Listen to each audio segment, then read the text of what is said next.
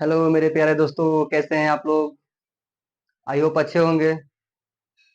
आज हम लोग पढ़ेंगे घनमूल के बारे में।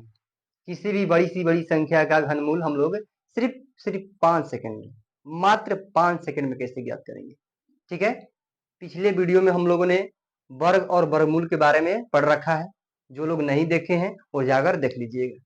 ठीक है। इस वीडियो में हम लोग क्या पढ़ेंगे, घनमूल, यानी किसी भी संख्या का घनमूल कैसे ज्ञात करें, मात्र 5 सेकंड में। ठीक है। चलिए हम आपको बता दें कि घनमूल को ज्ञात करने के लिए आपको सिर्फ एक चीज याद होना चाहिए। वो क्या है, 1 से लेकर 10 तक का घन याद होना चाहिए। जिन लोगों को 1 से लेकर 10 तक का घन नहीं याद होगा वो याद कर लेंगे, उनके लिए हम घन लिख देते हैं। चलिए जैसे मान लेते हैं कि 1 का घन क्या होगा, 1। 2 का क्यूब क्या होगा, 8। 3 का क्यूब क्या होगा, 27। 4 का क्यूब क्या होगा, 64। 5 का क्यूब क्या होगा, 125। 6 का क्यूब क्या होगा, 216। 7 का क्यूब क्या होगा, 343। 8 का क्यूब क्या होगा, 512। 9 का क्यूब क्या होगा, 729। और 10 का क्यूब क्या होगा, 1000। बस इतना ही आपको याद रखना है। अगर आप 1 से लेकर 10 तक का क्यूब याद रख लिए तो आप कितनी भी बड़ी सी बड़ी संख्या हो उसका घनमूल मात्र 5 सेकंड में ज्ञात कर सकते हैं। ठीक है। चलिए हम दिखाते हैं कैसे। सबसे पहले हम 40 96 का घनमूल ज्ञात करते हैं। ठीक है। हमको ये बताइए कि इसके इकाई स्थान पर क्या है। इकाई स्थान पर क्या है, 6 है ना। अब बताइए किसके क्यूब में 6 आता है, ढूंढिए इसमें कि किसके क्यूब में 6 आता है। आपको दिख रहा है क्या यहाँ पे कि 6 का क्यूब करेंगे तो क्या होगा, 216। बस किसके में आता है, 6 में आता है। यहाँ 6 लिख लेना है आपको बस। अब इसके अगली दो संख्या को कट कर देना है, अगली दो संख्या को काट देना है। अब यहाँ पर क्या बच गया, 4 बच गया। अब हमको ये बताइए आप कि 4 जो है किसके घन के बीच में आता है। तो देखिए 4 1 और 8 के बीच में आएगा ना, यानी 1 और 2 के घन के बीच में आएगा। 1 और 2 के घन के बीच में, 1 और 2 के घन के बीच में ही 4 आएगा ना। इसमें से हमेशा आपको छोटी संख्या लेना है, हमेशा, यानी 16। यही आपका आंसर था। ठीक है। चलिए अब हम आपको दिखाते हैं इस दूसरे में। इसके इकाई स्थान पर क्या है, 6 है। 6 किस में आता है, 6 का क्यूब करेंगे 216, यानी 6 में आता है।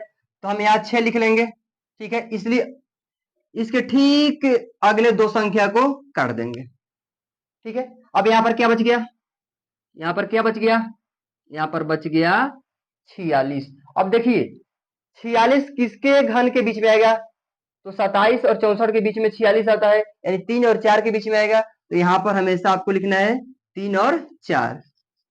3 और 4, इसमें से छोटा संख्या कौन सा है, 3 है ना। बस यहाँ 3, ये 36 आंसर हो गया आपका। ठीक है। चलिए अगला देखते हैं। 7 इकाई स्थान पर क्या है, 7। अब देखिए 7 किसके घन के इकाई स्थान पर आएगा, 7 देखिए तो दिख रहा है क्या, 3 के। तो यहाँ पर आपको 3 लिख लेना है। इसके ठीक अगली दो संख्या को काट देना है। अब क्या बच गया आपके पास, 35। 35 किसके बीच में आएगा, यानी 35 किसके घन के बीच में आएगा। 35 कहाँ पे है, 27 और 64 के बीच में 35 आएगा, 3 और 4 के बीच में। तो यहाँ पर 3 और 4 लिख देना है। अब इसमें से छोटा क्या है, 3 है, तो बस 3 लिख दीजिए, यानी 33 हो गया। चलिए अब इसका निकालना है हमको। इकाई स्थान पर 6 है, तो 6 का आता है ना 216, ये 6 हम लिख दिए। उसके बाद दो संख्या हमको काट देना है। अब क्या बच गया, 175। अब देखिए 175 किसके घन के बीच में आएगा, 175। तो 125 और 216 के बीच में 175 आएगा, यानी 5 और 6 के बीच में आएगा। तो ये 5 और 6 के बीच में होगा ना, 5 और 6 के बीच में। इसमें छोटा क्या है, 5 है ना, बस 5 रख लीजिए। ये 56 ही आपका आंसर है। चलिए एक और देखते हैं। इकाई स्थान पर क्या है, 2। 2 किसके आता है इकाई स्थान पर, 8 के क्यूब करेंगे तो 512, यानी 2 आ गया। तो यहाँ पहले आपको क्या लिख लेना है, 8 लिख लेना है। इसके ठीक अगली दो संख्या को काट देना है। अब हमारे पास क्या है, ये हमारे पास बचा क्या है, 21 बचा है ना। देखिए 21 किसके घन के बीच में आएगा, 8 और 27 के बीच में ही 21 आता है, 2 और 3 के बीच में आएगा, 2 और 3 के बीच में। इसमें छोटी संख्या क्या है, 2 है, ये 28 आपका आंसर हो गया। ठीक है, एक और बता देते हैं हम आपको। चलिए, इकाई स्तर पर क्या है, 8 है ना। देखिए 8 किस में आएगा, 8 किस में आता है, यहाँ पे 2 में आएगा ना। तो सबसे पहले आपको क्या लिखना है, यहाँ पर 2 लिख देना है। ठीक है, अब अगली दो संख्या को काट देना है। अब हमारे पास क्या बच गया, 32। अब देखिए 32 जो है किसके घन के बीच में आ रहा है, 32। तो 32 27 और 64 के बीच में आएगा ना, 27 और 64 के बीच में 32 आएगा, तो 3 और 4 के बीच में आएगा, तो 3 और 4 लिख देना यहाँ पर। अब 3 और 4 में छोटी संख्या क्या है, 3 है ना, बस यहाँ 3 लिख दीजिए, बस यही आपका आंसर हो गया। ये दो संख्या हम आपको छोड़ देते हैं, यानी 4,74,552 का घनमूल आपको ज्ञात करना है।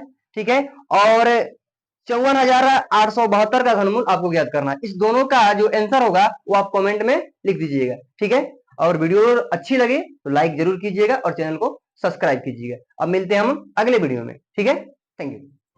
मेरे दिल के हैं जितने रास्ते